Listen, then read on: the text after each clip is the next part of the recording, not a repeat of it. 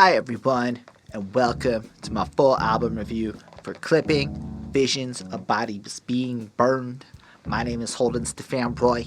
This is the Headspace Podcast, the show where we break down the new hip-hop projects track by track, giving thoughts and opinions on each song.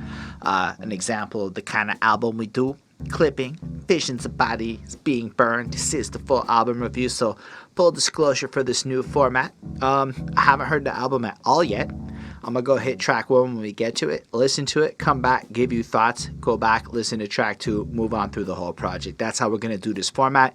So it's half album review, half album reaction. No, I'm not going to play the songs. It's not actually legal unless you do some fanciness to it. Whatever you may believe, I'm like 90% certain it could end up with my video getting clipped if Clipping chooses to clip said video, because that's how the tool actually works. Anyway, I don't listen to the songs. It's not really what I do.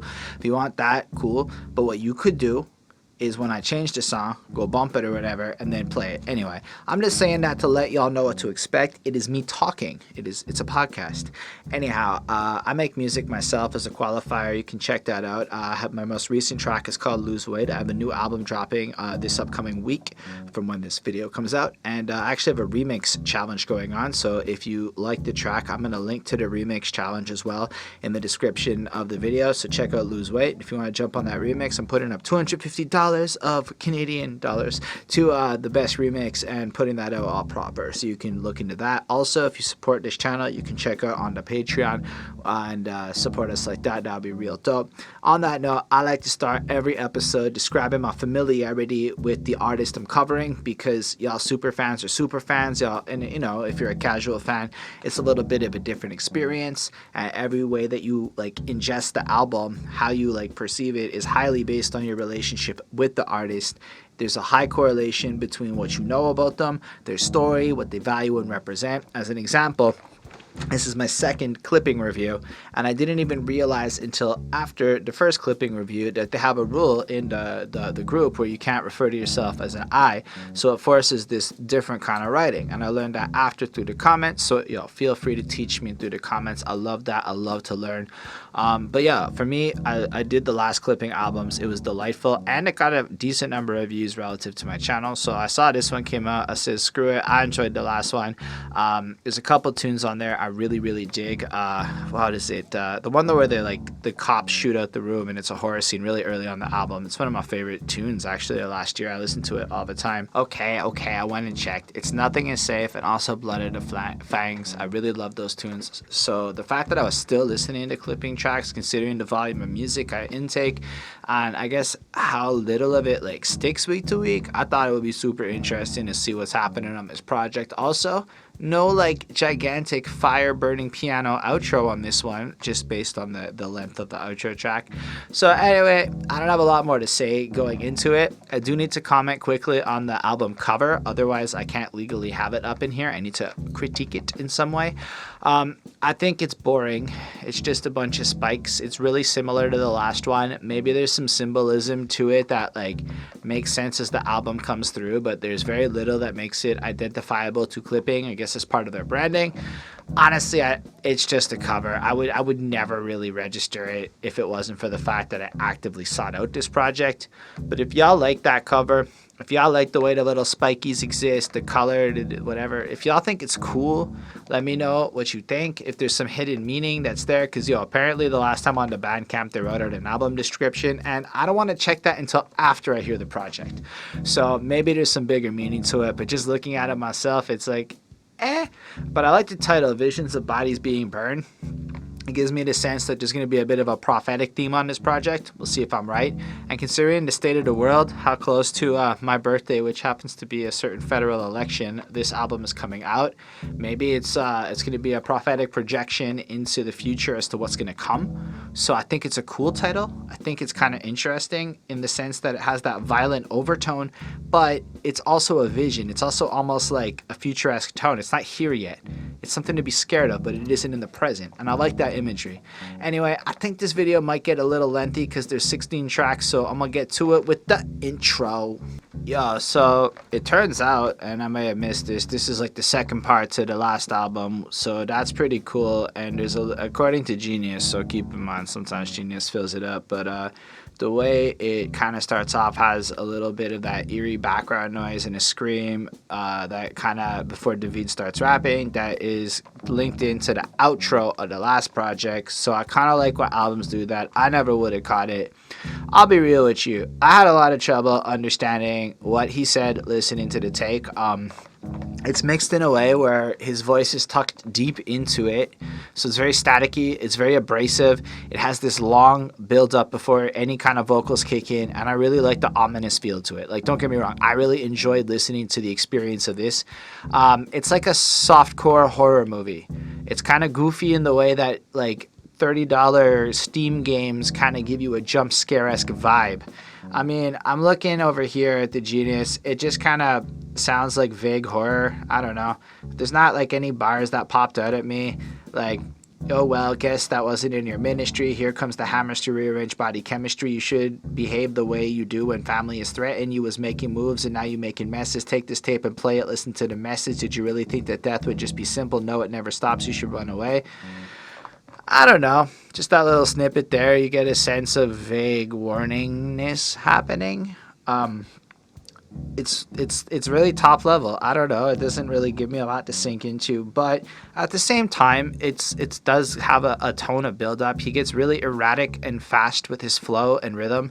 It's kind of got this weird offbeat vibe to it. Like he's almost rushing his way through it in an eerie way that I think fits the tone and builds up to it. But since I couldn't really listen to the bars so well on my first listen, it's hard for me to really comment outside of just kind of looking at it on Genius. I think it's a cool intro, but I don't know. Like, I have pretty solid headphones. They're not like the best, but when I have trouble listening to your vocals on my first playthrough, I mean, sure, there's an ambient mood, and maybe the rest of the album's super blessed because I haven't heard it yet. But it does take like a point away if I find it like kind of hard to hear what you're saying on the very first track. But I'm gonna give it the extra little points that this is a bit probably a more experimental album, and you really should probably listen to it a few more times. I think it's an interesting opening, and I'm gonna give it a 4. I can't really give it a higher grade without really thinking about what he said. And from what I saw, maybe it's a little top level, but still 4 because it's a cool sonic experience. And for the Halloweeny vibes we're in, I'm feeling it. Anyway, let's check out the next one. Say the name. What an incredible beat. This song is really engaging. The first one kind of like was a little abrasive, but then you get this really smooth chorus, which is David kind of redoing from the Scarface lyrics, My Mind Playing Tricks on Me. I knew I recognized it, but it's cool that he redid the sample, so you get the candlesticks in the dark visions of bodies being burned, and it has a swag to it the way he delivers it, and instantly the vocals become clean. And unlike the last track, you're like almost supposed to be able to hear every word being said on this, and it's really evident in the mixing. The beat just lays out this very interesting experience. I was very impressed with it. Like, I feel like you just kind of like want to vibe to it, but it's still a little spooky. But now you got a bit of danceability to it. Apparently, so this track's been out for a minute for y'all. I did not hear it before today. I've never heard it before. So if you've listened to it a whole bunch, I appreciate that you may have a different perspective on it than I did just hearing it one time. And I want to comment that the way David writes, it's really like obscure. So you have to really stop and think about it and try to consider what abstract ways he's using to describe some basic thing. Like apparently this track is about the Candyman horror movie guy. So I'm already out because I've never seen that horror flick. I don't know fucking anything about Candyman. But without that, there's still this eerie presence of social commentary, like students being attacked in the first verse, the sense of like, you're not even safe in your safe spaces is kind of what I felt from that little bar that he popped out, or just a creepy ambiance. And yeah, there's a lot of hints to it being Candyman, apparently, because he has like a hooked hand and like the mirror and some bees thing. So I'm going to give it to him. It's probably really clever if you catch the horror reference. I just wanted to read this annotation thing from Genius. Because, it was profound. Say the Name, released on August 26th, is the lead single from Clipping's 2020 album, Visions of the Bodies Being Burned. The second half of the horrorcore homage diptych, which began with 2019's There Existed an Addiction to Blood. Shit, man, I can't make a review like that. That's some fucking fire-ass language this person used. That is writing beyond the level of effort I will ever put on this channel, because, yo, that's a lot of time to write that. Like the songs of the preceding album, Say the Name views the elements and themes of 90s horror films and horrorcore through an anti-racist, anti-patriarchal, anti-colonial lens to address the struggles of our current era. I guess. If that's what's happening on this song, it kind of has framed how I see it now. So when I think about that student line, it's there. Like, you know, the streets bleed, streets swear, the beats love it. I mean, that's an interesting, you know, sweet syrup. I don't know. I picture codeine, honestly, when I hear that's going on. The bees love it. It tracks it. That's, I guess, a Candyman. They're coming on a swarm. But even that, isn't there like a whole horror movie about bees and shit that came out in the 90s? And they're raining on your college-ass disco. Get your collar turned up and your freshest attire. Get your bitch womb ready, because this baby gonna be fire. I mean, honestly, you get the sense of like this creepy shit's happening, but there is this, like, he's right, that really eloquent comment. There is like this almost social norm feel that gets questioned and brought up in it. In the second verse, I guess it's looking at misogyny or the way women are mistreated or whatever. And then, you know, I like the way he goes in the third verse, though, the pimp slap thing, like the hook gonna be the coldest pimp slap, coat rack for a man's skin, let it air dry. I don't know, it has like a cool vibe to it. The party line's crack kills, they're trying to see, but this one more a hairline fracture. It's clever, but if there's any criticism to it, it's like, you gotta probably really be into liberal, you gotta be like into the kind of liberal artsy language that would produce the description I read to you verbatim from Genius, right? Like, I love what he does because he uses language really well. And I like his kind of airy flow, his super dry voice, the way he rides it, but like, everything he did on this track is superfluous, which is almost the point. It's fanciful. Like, this is like for geeks, man, but like English geeks, because, yo, I don't think anything he wrote in there is scary. I don't know that his social commentary is overly profound. It's more like really cool how he managed to obscurely write about Candyman without being like direct, while also still taking some shots at stuff. And, you know, he has a little Rosemary's Baby reference, according to Genius, on that 9 month later Baby from Hell line or whatever. Like, there's just, it's interesting. I like it. I wouldn't recommend this to a lot of people, but there are also some people who I would absolutely recommend this to. So I guess if you're in it. So 4.5 on 5. That shit's an experience. I don't know if it's amazing, but it's an experience worth having. Let's move on to Wytchboard. It's a little skit. A couple ladies playing on a Ouija board, spelling out "he is here." Feels like a super corny theme out of a horror movie. Really corny. It works. Stumping. And then it just immediately blasts into the next track. Like, the next track had started a little bit before, like, it just starts with like vocals. So I guess it's here to set up 96 Neve Campbell is its whole point.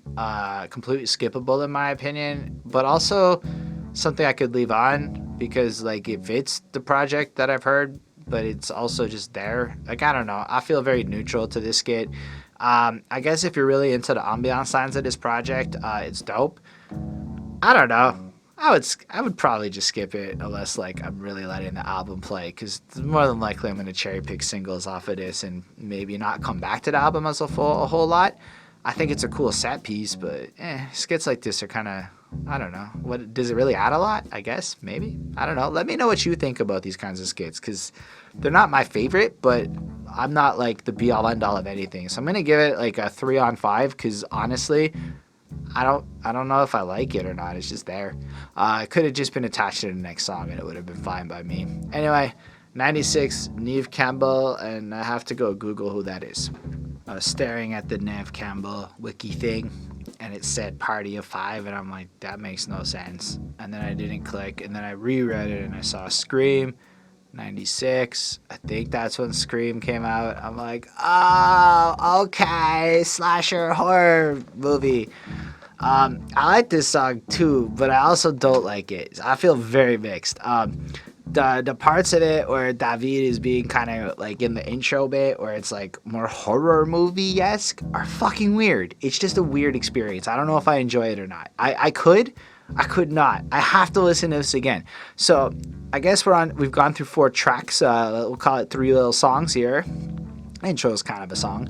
I'm intrigued. I don't know if I like it or not. I don't know if it's masterful or not. I don't know if it's clever or corny. I have to listen again. So that's a positive, all right? Like I have to listen again, not just I want to. Like I feel like I can't just give this album one shot because it's really well done in terms of it. Because the second the chorus kicks in here, like this bitch boss, and then Cam and China do that part, and then he does his cam footer neck who next. There's just a vibe to it, and then the ladies kill it. I've never heard of Cam and China before. I don't know who they are. I'm gonna have to look that up because they slay this. They have the swagger. They have the flow. They're dropping braggadocious stuff. I guess there's a horror theme to it, like very very little of a horror theme really. Like China's verse is kind of like we're killing it, we're bosses now, we on top of it, etc. Like shit like forgive me if I'm blind because I got my mind on the mill. I would argue it's very generic lyrics, but like she flosses, it's real nice. The chorus kicks in, Cam comes through, does her thing, she's fucking through, like still pull you a better bop than Penny Pipe, no crack rocks back to back, like ass shots and still made it to my mascot. I like her flow better, I like the way she rhymes better, but like again, it's still cool, it's flowing through. And my first thought was, I wish like they also couldn't say I, because maybe it would force them to do a little bit like better writing compared to like what David's doing with his obscure shit. So I don't know. It feels like there's a bit of a juxtaposition, and then his like last verse comes through and it's all right. It's a little bit more horror-esque, but that's the thing. I feel like he's got this like horror-esque vibe going on to what he's doing, and then honestly the ladies come through and kill it, but it's a weird experience on this song. And I would love to know what you think about that, because I don't know if I'm right. Maybe I'm wrong. Maybe I'm missing a point. But part of it is I wanted to get my thoughts on the beat's banging too, by the way. Straight up, I'm going to go with a 4.25 on this. It's a vibe, and I like the vibe, but there was a couple things that kind of felt weird. Like when, and this may be just because of what it says, according to the album's pre-order page on Sub Pop, the second single, 96, Neve Campbell, is a tribute to the self-aware final girl character of the post-slasher film Psycho, featuring Inglewood's Cam and China, who proved to do more than survive the mass killer. They preemptive strike his ass, and I don't see that in the bars at all. They're just fly ladies in the bars. I'm like, wait, what? Come through killing everything, leave the credits for the, like, where does this have to do with anything of like David's picture? Maybe like their rapping embodies that idea, but I don't feel like they deliver on the idea of fitting this project in terms of what they did, outside of just being a couple of boss ladies on there. So it's like a 4.25, but it's a little weird. And again, this is another one where maybe upon further listenings, I'll catch some shit or I'll feel a different way about it. But first listen, I'm left with a bit of a juxtaposition on this one. And I think it's time to move on to something underneath. I don't know what the fuck I just listened to, but I liked it. It was so strange. That chorus just drops the beat entirely to do this weird singy shit. The first verse just slaps you. It, like, first the intro's cool too. I forgot. Like, it changes. Like, the beat goes up into multiple forms. It's just so very alive and dynamic, very engaging. The second verse has this like crazy like 3-part beat structure where it starts off kind of calm and then it gets more staticky, or maybe it starts off staticky again at one listen, and then by the end of it it's just this chaotic rumble of fucking rhythmic sounds and shit cascading together into this harmony of chaos that I really fucking enjoy. The flow that he brings on it is a very regular fast flow. It is not an impressive fast flow. It is an enjoyable and regular fast flow. It is the kind of fast flow that anybody that knows how to rap fast can bang out, no problem. And I appreciate the repetition of the shake it down, shake it down, shake it down bit, because it really adds to the theater of the song. And on that front, it kind of creates an ambiance. But a lot of this came off like filler. That was rhythmic filler that just had this tone coming through of it. I don't know, like when he went many things are multiplying at the bottom where the bass is everything from hot, hit the core, work the floor, don't stop till it's strong enough to hold the hordes. It's kind of cool.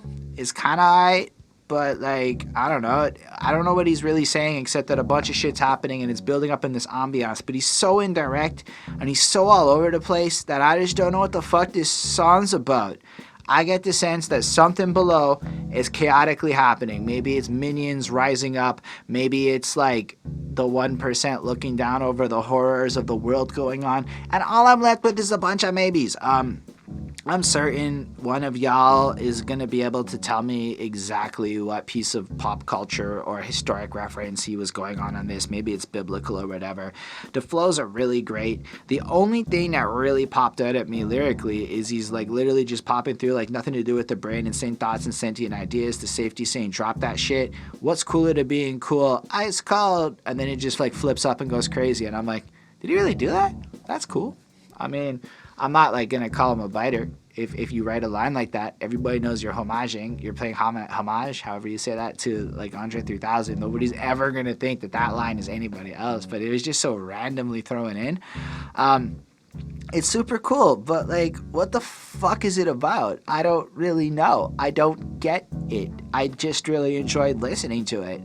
I wish I could say more insightful stuff. I'm recommending this if you're into strange sonic experiences, but you're really going to have to put effort into digging out the meaning into David's project. And here's what I can tell y'all. If this video gets, 500 likes, I'll do a super deep dive into the theoretical nuances and really break down all of the what ifs and whatnots of the album.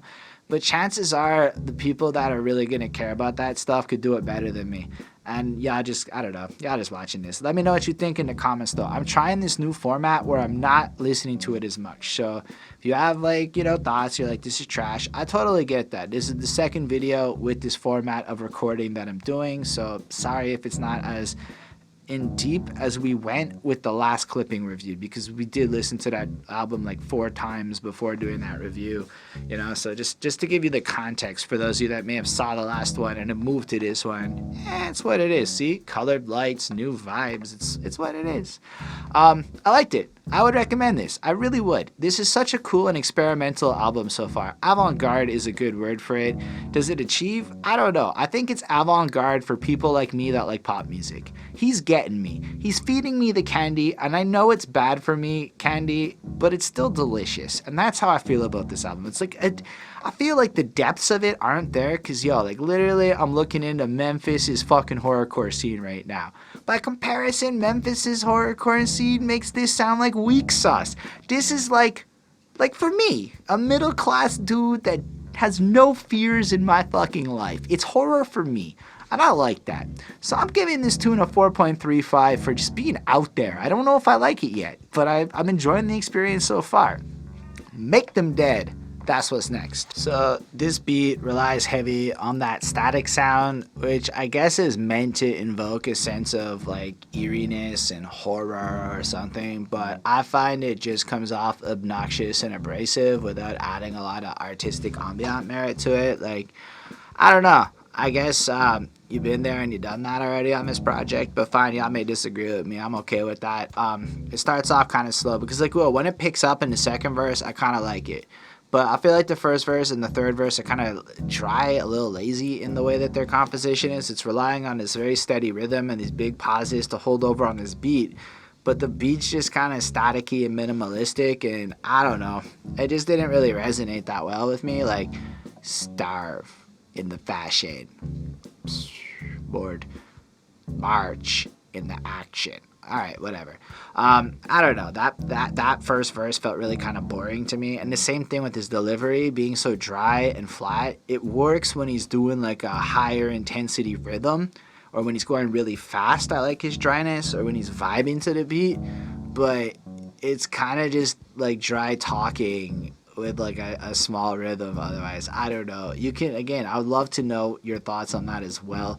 But for me, the second verse is my favorite part. I really like how he starts that verse. I thought it was the first really, that's clever and I get it moment when he goes, eye for an eye is no eye here, which is cool because he had just done the Bible part, so eye for an eye makes it kind of fit in. And I do think this song may be talking a bit about religious indoctrination and the way people blindly follow mantras and things like that, which is interesting following the last song. So maybe there's something underneath the horror-esque picture is all these like zombie-esque plebs, and then we're like deep diving a little further.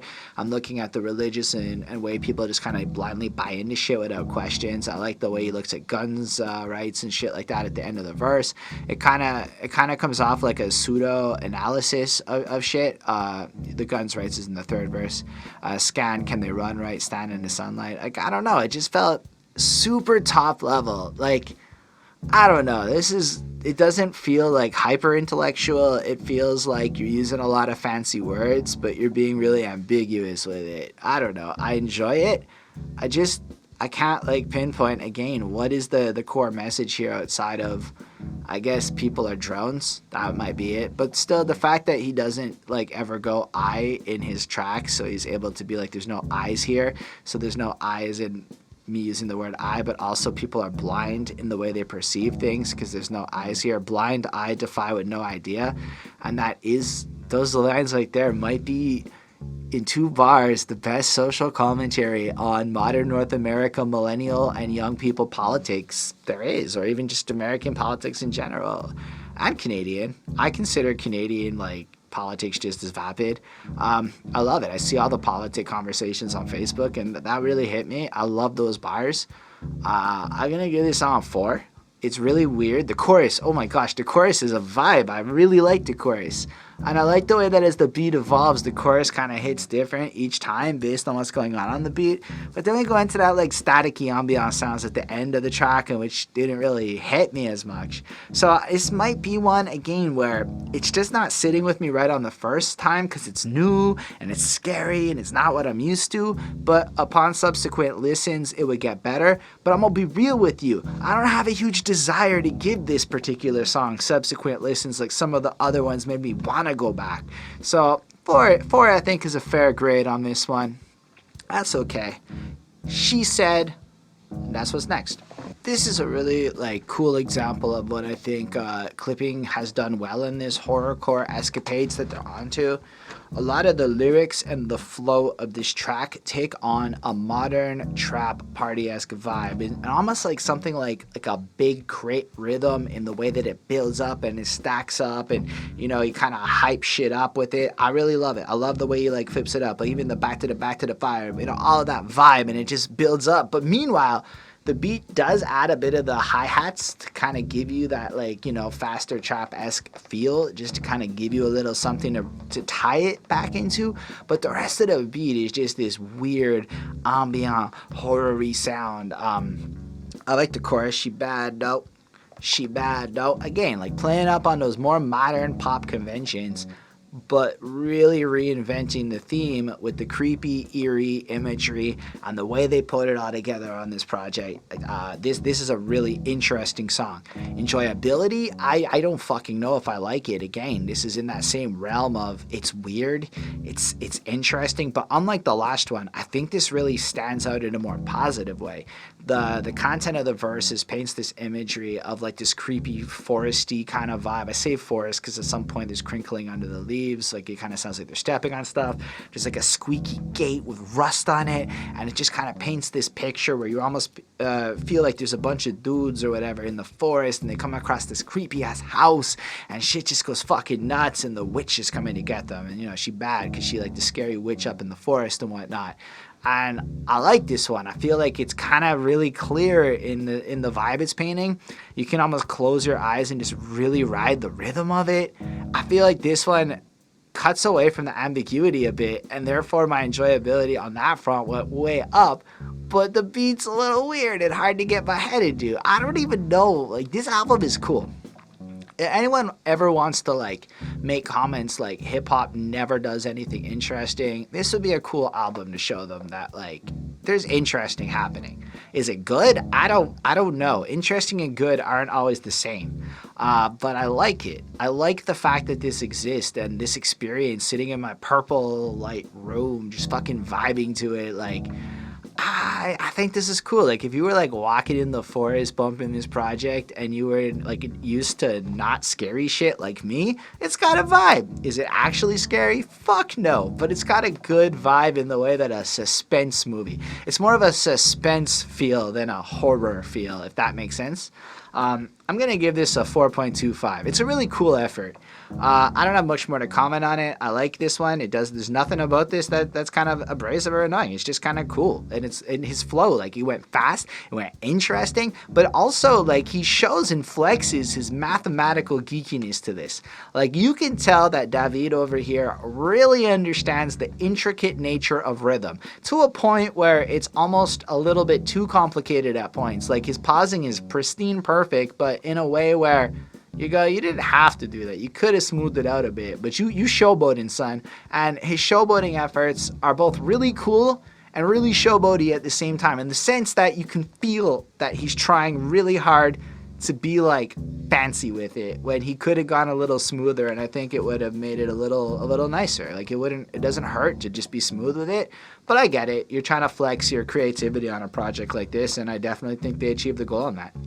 Anyway, the halfway point, track 8, just before the halfway point, I guess, is Invocation. So in the bottom part of Genius, people leave comments about their thoughts or whatever, and somebody's comment is, I like the part where it went beep, and I thought that was fucking funny, and I wanted to share that with you.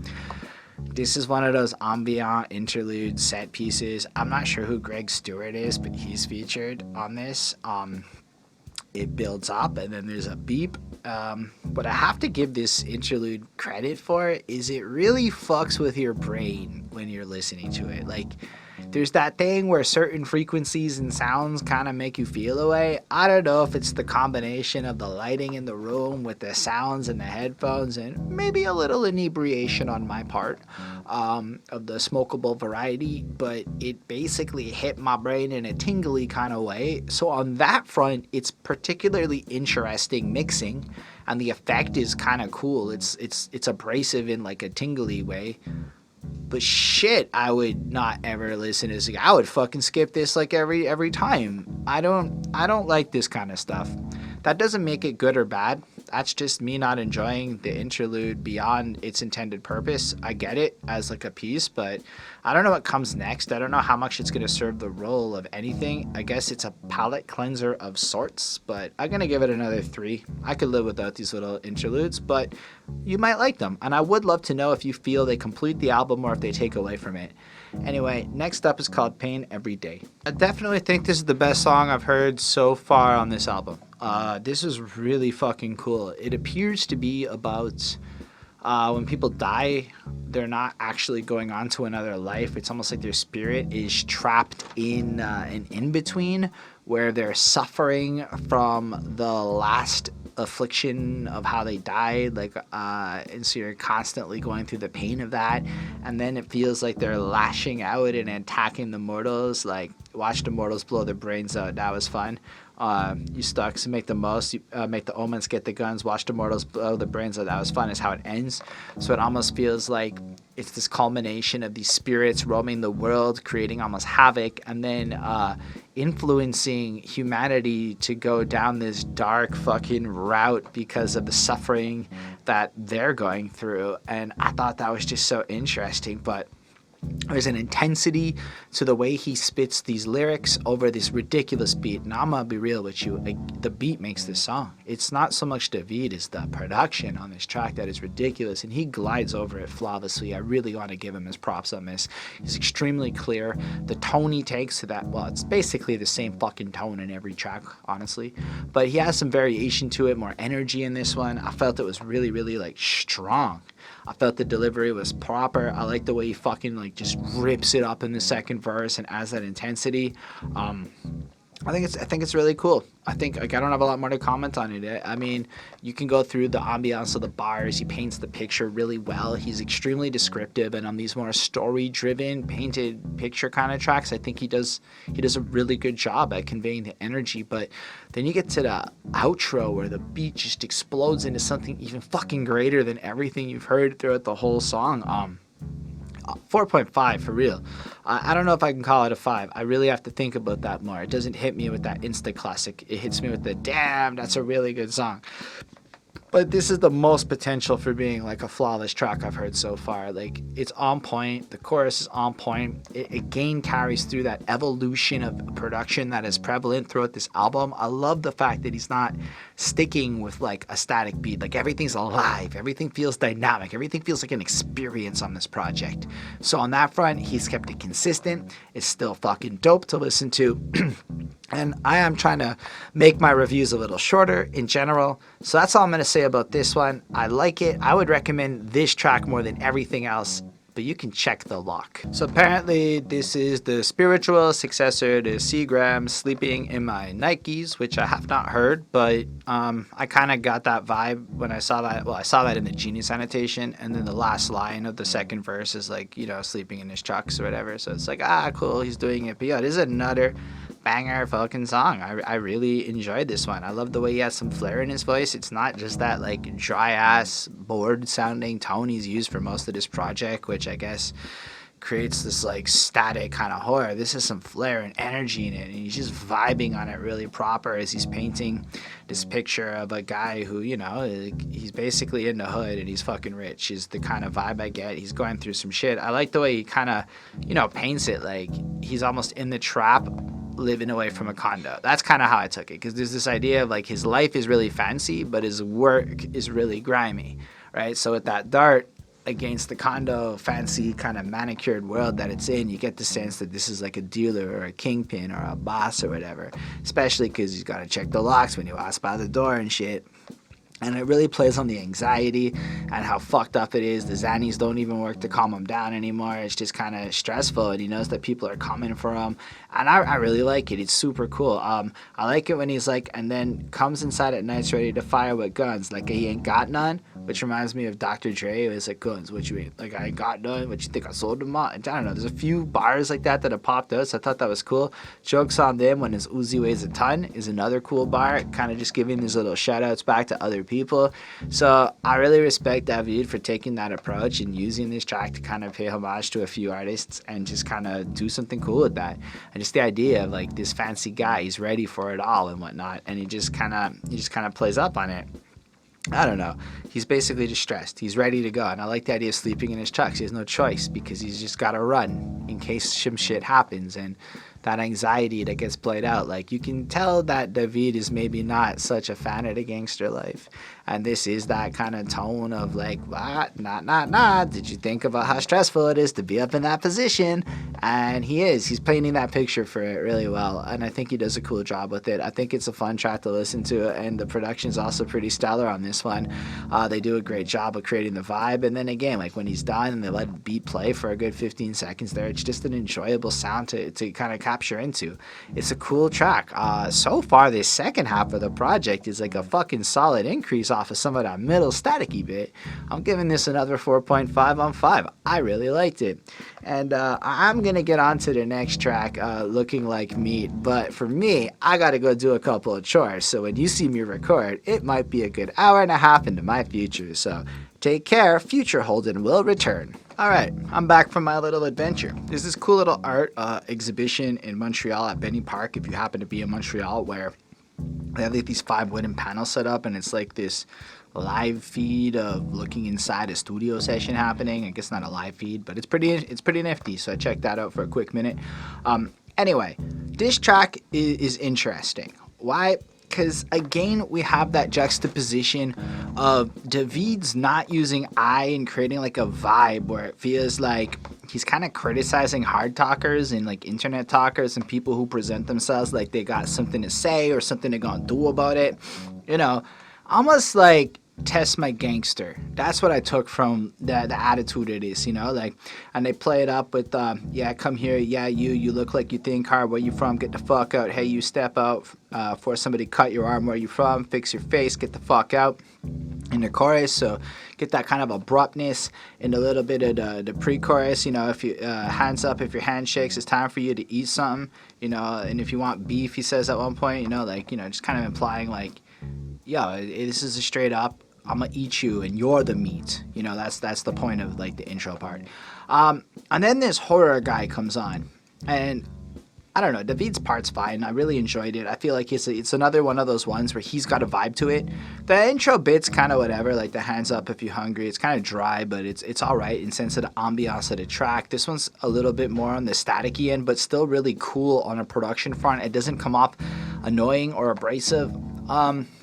Up until the horror guy's verse, I'm assuming the 9s in the guy's name is horror. Otherwise, it's Ho9909, which I don't think is what he was going for. I didn't like his contribution lyrically, but sonically it was a good fit. So from a sound perspective, it's like somebody said, hey, you guys are playing in the same genre of noisy avant-garde rap. Let's put them all sonically together. Is kind of what it feels like. And then the way that Horror raps has his voice enveloped in the samples, and it's really cool. Like you can almost picture how his voice has sounds in the beat going like almost surrounding it. It's almost enveloping him. It's really cool on that front. But his bars are boring as fuck. It's just some basic swag shit that really, it's almost like he is the stereotype a little bit that's getting made fun of in the first verse. But right off the jump, he's like, big ones, you don't want to smoke a pack of razor blades for fun. Underneath your tongue, I do magic tricks. I mean, alright, fair enough. Very generic emo shit, like very generic. Nothing's original or cool up in that. God save him, I'm a special lip because I'm a wizard with the shit. Again, nothing really special in these bars. It's pretty kind of boring. His delivery's not anything special either. If anything, Horror sounds cool because of the effects and the mixing on his voice. You know, Pearl Harbor with the clips. So all I'm getting from this is he's a suicidal crazy dude. I'm a pitbull, hands off with the gunpowder. I don't trust y'all playing in the background. Shifty, low down, gritty, grimy, little sag on the pants and some gold teeth. Never trust that shirt. I'm a known freak. Some of these MCs, yeah, you looking like dead meat. I'm just like, this doesn't fit this album. Like, it doesn't fit. This verse, from the words perspective, in the same way that the Cam in China verse felt kind of off next to David's like adherence to the structure of clipping, it's just fucking weird. I don't know. It throws me off. Like the sound is good. Like it sounds all right, but the fucking bars in that Horror verse, like it doesn't belong on. It's like they're good on another track, on another vibe. So like it's a weird mix. I'm gonna give it a 4, because I mean there are things about this track that I think are good. And there are things about it that I can see why you would like and I might not appreciate. So I don't think it's poorly made. I just don't know that this is my favorite one, just in light of, I guess, the vapidness of that second verse in contrast to the interesting intrigue that David's lack of eye does. Like, I didn't realize it until I saw it, but man, it forces him to just take this crazy descriptive tone that just does not get matched by the almost basic bars that were brought to the table. And again, maybe it's meant to be this bigger metaphor, like, hey, here's the basic rapper coming in, but to me it didn't connect properly. Anyway, next one's an interlude. I haven't liked a lot of those so far, so let's see how Drove goes. It was some sheep and some like other crickety sounds and a shrill, and it's mixed to like a creepy ambient sound, and it's just sheep for like 55 seconds and cows and shit. Like, I mean, it's a vibe. It's a 3 on 5. Like, this is, I don't know. If you guys can add the profoundness here and let me know why this is cool, that's fine. I don't know if there's some bigger purpose. It's called Drove. It sounds like you're in a boring ass car ride about to fall asleep. It did make me feel a little sleepy, but I don't know. I don't have more to say on this. Eaten Alive. Okay, so this one features a couple of people, guitar genius Jeff Barker and experimental LA drummer Ted Byrnes. Both people I've never heard of, but the genius person put that down, so thank you. And they like really own the outro bit, which is what I was just listening to, kind of entrancing. You sit there and listen to this percussion, and I'm like, honestly, I spent a good 2 minutes going, what the fuck is up with that drum set? Like, how are you producing those sounds? Like, is there something in the drums? Is it like a bunch of Kens or something? Like, because dude sounds like he's got like rhythmic prowess a la Max, and guitar dude sounds like he's just vibing. And it almost sounds like they were just jamming together for a couple of minutes, and that just made the album like that. And it fits really, really well. Like, it's cool. It's just so bizarre. Bizarre is the right word. Like, this that kind of stuff where I'm like, I'm not really the right kind of audience for that particular level of out there sounds on a regular. This felt like going, at least from an instrumental point of view, like going to an art museum and staring at a bunch of paintings and going like, I don't know why this is great, but I know that it's pretty great. Like I get it in the sense that that was an experience. Like to create something so pristinely put together is impressive, but to listen to that is baffling. My brain was rattled, and that's cool. This is another one where these choruses sometimes just feel like jarring, like they're just slapped on, and this one just feels like slapped on. I don't really understand the bar, don't you step foot up in the swamp with your gaiters on. I kind of took that like a Lacoste or something like that, but maybe instead of that like it's saying like don't go in the swamp being so fancy and rich, basically being like, I don't know, like there's a lot of swamp bars, so I kind of pictured the literal bayou, the swamp down in the States, but also like the Donald Trump version of the swamp. So I wondered about both of those things at the same time. But then he goes, that's redundant when one takes a foot, take that. And I'm like, I don't know what the fuck that means. I just don't understand it. So I'm hoping one of y'all can translate that. Otherwise, I kind of like the bar when the swamp turned into real estate, because that's like just a practical bar. Like even up in Quebec, right? There's some swampy areas in this town called Rigaud.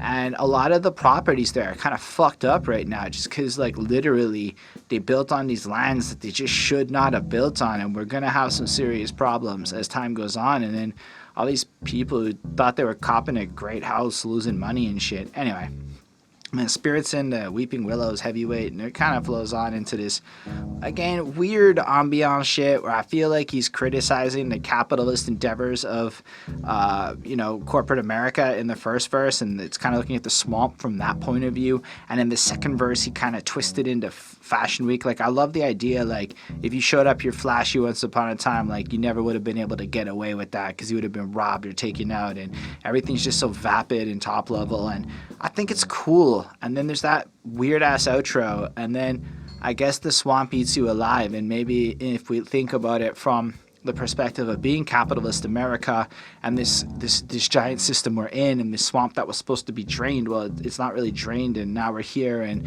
people go into it with fancy shit and get murked. I don't know. I like it. It gave me a bunch to think about in terms of that, and I think this one's impressive. I'm going to give it a 4.25 because it's really impressive, but I don't know if I like it. Like, I would not want to listen to this again while thinking it's a really cool experience. Like, this is a one-time listen for me, even if it maybe deserves more. And I would, like, keep it on during the album because, I mean, at this point, why would I skip it if I went this far deep? But I wouldn't be excited for this one. But I say that knowing that maybe I'm going to be thinking about those weird rattlies in a week and all of a sudden love the tune. Let's move on, though, to Body for the Pile. So apparently this track came out back in the days in 2016 by another name known as, it features production by noise artist known as Sickness, and it came out on the Adult Swim's 2016 Noise compilation, where I'm assuming that noise artistry is what's going on, like again with the sounds that we've been getting on this project, and it's pretty interesting. But thinking about it being 2016, I noticed that the flow is a little sloppier in its enunciation, and he's gotten a lot clearer with his fast rap since then. So kudos to David for improving so much, because some of these fast lines are delivered a little sloppily on this one. The track describes the death of 3 police officers. I mean, basically, bust 1 shot, the blood still pumping. Bust 2 shots if you're really about something. Alright, so fight back if you're feeling some energy. 3 little pigs and it can't do nothing for the last time you can't run. You're just a body for a pile, body for the pile. So, 3 cops being done. First one appears to be beaten. I love the part where, like, the spiders in the corner kind of looking like, whose fucking house you think this is? Like, even the spiders, like, own this shit, which is probably how spiders think anyway, because, like, why wouldn't they? They're fucking spiders, they own the house. A bit of a violence, kind of feels like somebody got murdered up in the first room, like vicious bite marks and shit, like, just kind of almost a Charles Manson styled murder in the first verse. Second verse, I don't know, just like a fucking shooting as the cop got shot out like that. Third verse is more of a car crash, if I'm not mistaken. He just fucking hit the curb and it just all went bad. So we just see the death of 3 cops played out over this crazy beat, and it's honestly, I feel like it was one of the first ones where I don't know if I was just a little disinterested. I feel like the sound's been done on this project already, and David going really fast in the third verse was a little less impressive because it is a bit of a sloppier performance on this compared to some of the really tight shit we got earlier on the project when I was like kind of talking about him flexing on his math flows and whatnot. But I like this still. I'm giving it a 4.25. It's a creative story. It's an interesting thing and it fits the project. And I think for people that are more into this noisy kind of vibe that he has going on, this shit's gonna slap. For me, I like the more music-y vibes he has on the album, but I still appreciate what he did here. Anyway, that's all I gotta say about this track. I don't even know what the next one. The next one's called. What does it say there? Enlacing. So on the one hand, I honestly thought we had peaked. I thought it was done. Like there wasn't gonna be another track that would super delight me again on this project. But I was very wrong. This was quite the trip. It took a minute.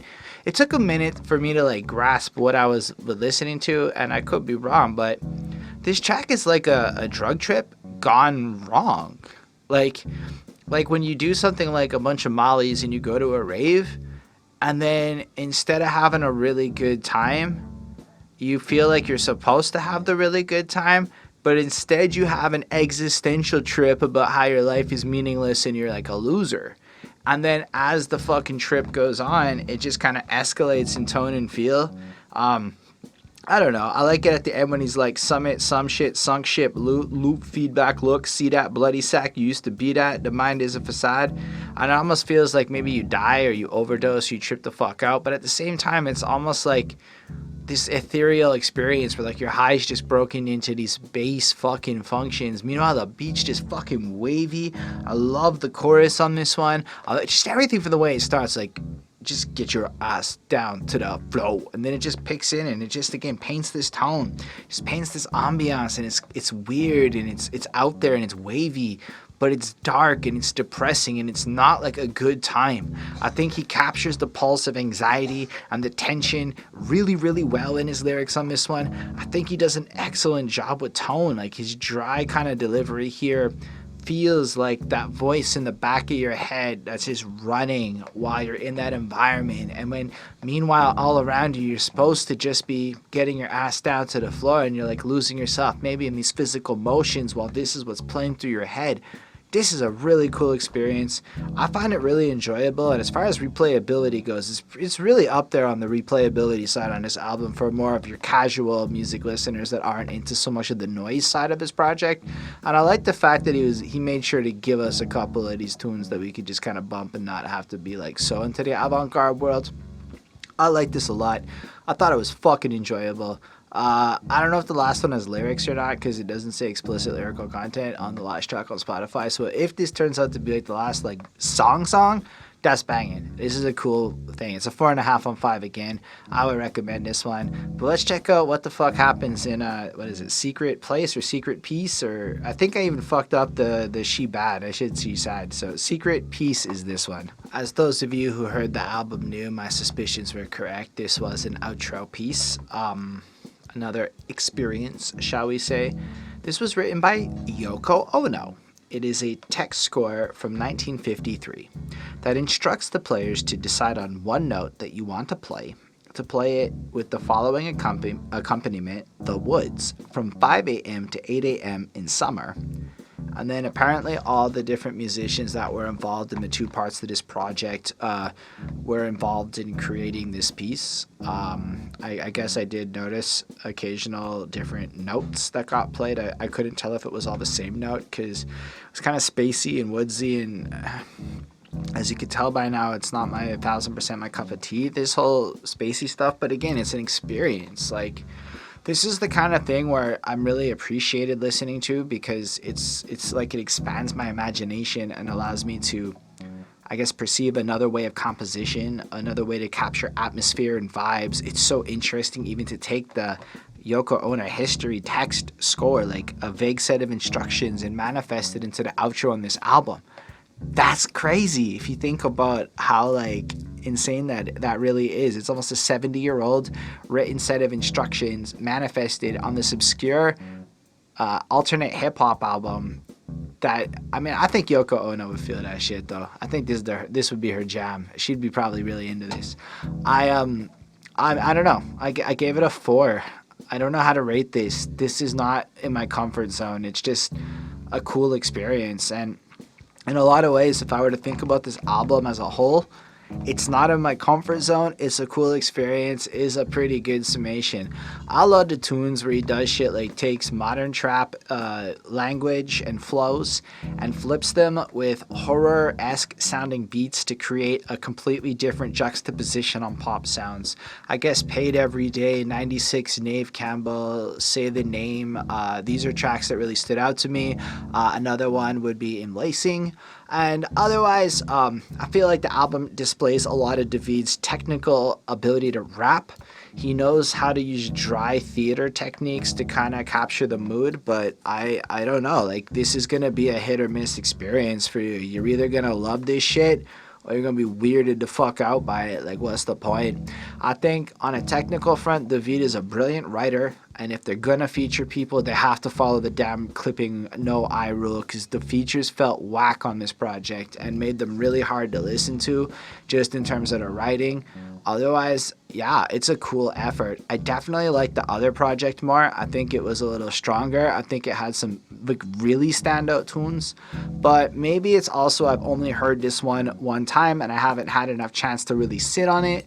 There are songs on this album I'm absolutely going to go back to, but I might not really go through the project as a whole again. Let me know what you think in general about this album. Do you think that Clipping lived up with their cool two-sided album here? Do you like the overall horror-esque themes that seem to critique society while paying homage to some of the horror themes of yesteryear? Are you into this kind of vibe? Do you think Clipping is dope? And if Clipping isn't the shit for you, who is the good version of what this is meant to? I feel like they're paying tribute to a thing. Who is the thing that they're paying tribute to? Or is it just a whole bunch of stuff? Because this is, like I said, a little bit out of my knowledge scope. And I'm glad that's the case, because as an artist, I want to learn. And as a person, I want to grow. So getting to hear some complicated stuff like this, well, it challenges me and it forces me to be, like, I guess, a more open-minded person. So yeah, thank y'all for watching this. Let me know in the comments what you felt about any of it. Sorry if it's scattered. I'm still getting used to this new format of listening one time and talking about it. It's a little harder.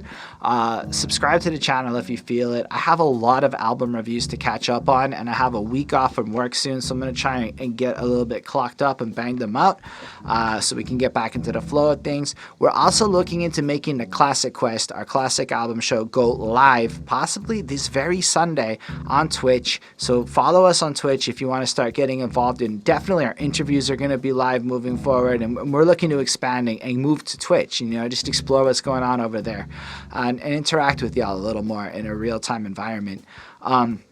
So yeah, special thanks to the patrons: Ismail Gadamsi, Chris Prado, Jonathan Byrnes, DJ Black, Hurricane, Linda Williams, and Scribble. And yo, Ismail Gadamsi is the reason I know who Clipping is in the first place. He'd posted when their last album dropped, yo, you should check this out, and I did. So big ups to Ismail for that. You are MVP in my life, in my opinion. But if you support what we do and you want to see us do some albums or tracks or whatever, check the description, links down there.